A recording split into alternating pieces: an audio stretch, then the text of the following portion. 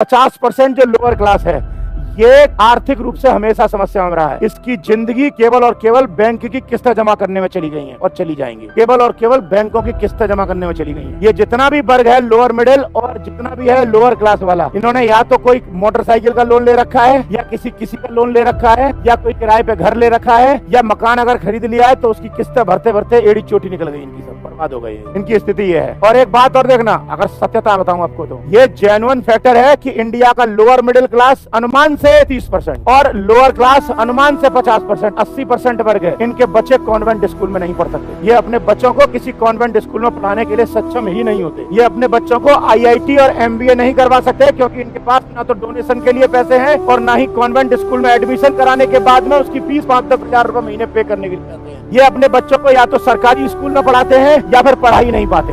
और चूंकि इनका बच्चा कॉन्वेंट स्कूल में नहीं पढ़ता, चूंकि इनका बच्चा इंग्लिश मीडियम में नहीं पढ़ता, इसीलिए इनका बच्चा किसी भी आईएएस, आईपीएस या पीसीएस के एग्जाम के कंपटीशन की तैयारी नहीं कर पाता, या इनका बच्चा किसी कंपटीशन में फील्ड में जा नहीं सकता, व्यापार या बिजनेस कर नहीं सकता क्योंकि माँ बाप के पास पैसे नहीं है। कोई पैसा ही नहीं है इनके पास। इनके बच्चे ना तो पैरों पे खुद खड़े हैं, ना ही पढ़े लिखे हैं, ना ही इनके पास स्किल है। इसीलिए ये वर्ग आज की डेट में सबसे ज्यादा रोता हुआ वर्ग है। मतलब एक अनुमान से भारत का 70% के आसपास, अनुमान से बता रहा हूँ, 70% के आसपास का वर्ग जो लोअर मिडिल क्लास और लोअर क्लास में आता है, ये अपने बच्चे को कॉन्वेंट में नहीं पढ़ा सकते, ये अपने बच्चे को इंग्लिश मीडियम की एजुकेशन प्रोवाइड नहीं कर सकते, ये अपने बच्चे को कंपटीशन की तैयारी नहीं करा सकते क्योंकि पैसे नहीं है, ये अपने बच्चों का एडमिशन डोनेशन पे नहीं करा सकते क्योंकि आईआईटी में पैसे देने के लिए इनके पास 50 लाख नहीं है, ये अपने बच्चे को बाटा की एजेंसी नहीं दिलवा सकते, ये अपने बच्चे को कोई भी दुकान या शोरूम नहीं खुलवा सकते क्योंकि इनके पास पैसे नहीं है, ये अपने बच्चों के पास खेती भी नहीं करवा सकते क्योंकि इनके पास खेती नहीं है। इनके पास अगर अपना खुद का घर भी हो तो ये बहुत बड़ी और कुछ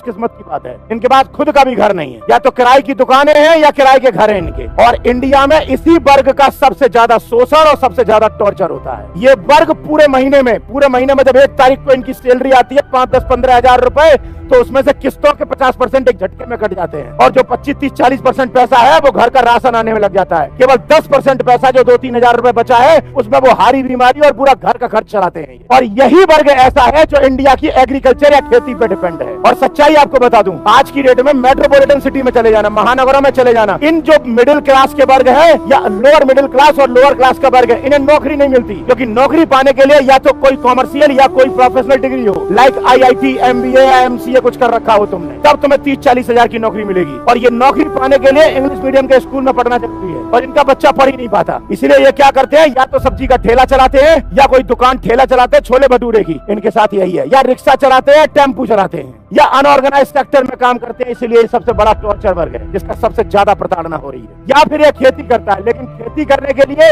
इन लोगों के पास में पैसा नहीं है क्योंकि खेती में भी बीज डालना है, यूरिया फर्टिलाइजर डालने हैं, खाद डालना है और इतनी महंगी चीजें पड़ती है कि खेती करने के लिए 40 हजार रुपए शुरुआत में चाहिए। और ये 40 हजार रुपए में अपनी माँ बहन बेटियों के गहने गिरवी रखते हैं सुनार की दुकान पे, तब जाके 40 हजार में बीज खाद यूरिया आती है इनके लिए। और उसके बाद जब खेती करते हो, जब फसल कटने की बारी आती है, तो या तो इनकी फसल कटने के टाइम पे बाढ़ आ जाती है या सूखा पड़ जाता है या ओले पड़ जाते हैं और पूरी फसल चौपट हो जाती है। और उसके बाद जब इनको बैंकों की किस्तें जमा करनी होती है या पैसे देने पड़ते हैं, तब इनकी हालात ये होती है कि इन किसानों के पास आत्महत्या करने के अलावा कोई विकल्प नहीं।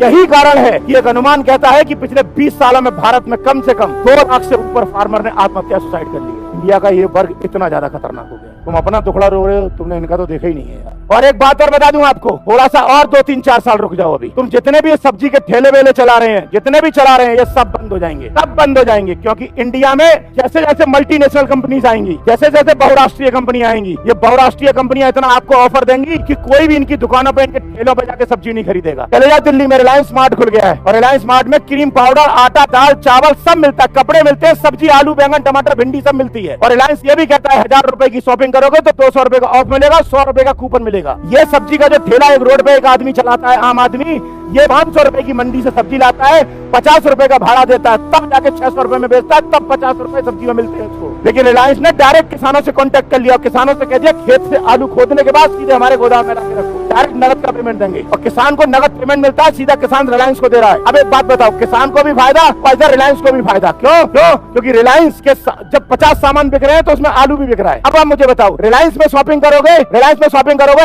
एसी लगा हुआ है, छूट मिल रही है, अलग कूपन मिल रहा है, सुविधाएं मिल रही हैं, आप रिलायंस से खरीदोगे या इस जो ठेला लगाता है उससे खरीदोगे। इसीलिए बोला कि आने वाले 2-3-4 साल रुक जाओ, ये ठेले भी खत्म हो जाए। इसलिए ये वर्ग जो है भारत में बहुत ज्यादा प्रताड़ित हो गया है।